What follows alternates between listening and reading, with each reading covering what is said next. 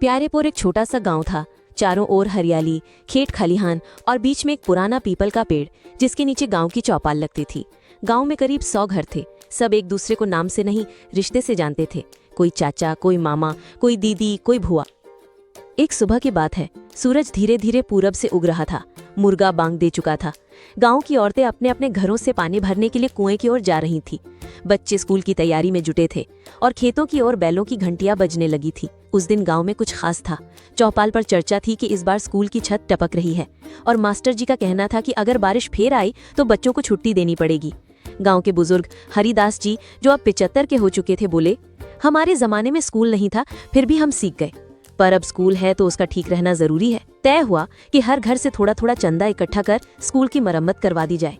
सभी लोग अपने अपने घर से पैसा दिए और स्कूल का मरम्मत हुआ। फिर सारे बच्चे बहुत खुश हुए और गरीब का बेटा बना फौजी। एक समय की बात है, मदनपुर गांव में शंकर नाम का एक गरीब किसान रहता था। वो अपनी पत्नी सुमन और बेटे नंदू के साथ एक छोटे से मकान में रहता था। नंदू अभी सिर्फ 14 साल का था और वो 10वीं कक्षा में पढ़ता था। नंदू के पिता यानी शंकर चाहते थे कि उनका बेटा पढ़ लिख कर उन्हें ऐसी नर्क जिंदगी से बाहर निकाले और खुद का भी भविष्य बनाए, ताकि आज जो उसके माँ बाप कर रहे हैं वो उन्हें ना करना पड़े। लेकिन नंदू का दिमाग शुरू से ही खेल कूद की तरफ ज्यादा आकर्षित रहा है और वो पढ़ाई पर बहुत कम ध्यान देता है। एक दिन, बेटा नंदू कब तक सोते रहोगे? क्या आज स्कूल नहीं जाना है क्या? नहीं माँ, मैं आज नहीं जा रहा हूँ स्कूल। मेरा स्कूल जाने का मन नहीं है। आज मुझे आराम करने दो। गली नंबर 5 में एक पुरानी दुकान थी। नाम था लोग और टोपी जनरल स्टोर। दुकान चलाता था लौंगलाल, जो चीजें बेचने के साथ साथ लोगों को मुफ्त सलाह भी दिया करता था। एक दिन सुबह सुबह उसका सबसे अजीब ग्राहक आया, टोपीराम। उसने पूछा, लोग कितने की दी? लौंगलाल बोला, 100 रुपए किलो, लेकिन अगर आप 200 के लोगे तो एक टोपी फ्री।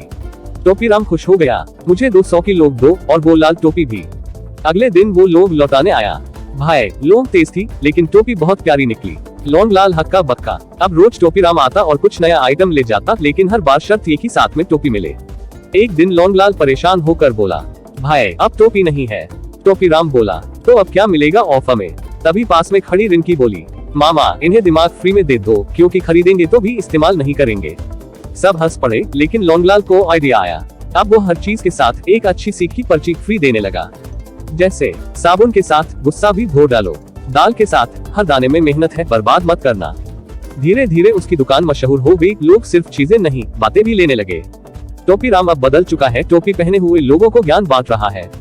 टोपी सिर पर ही अच्छी लगती है, किसी को पहनाना ठीक नहीं। जब चीजों से ज्यादा बातें बिकने लगे, समझो दुकान नहीं, सोच चल रही है।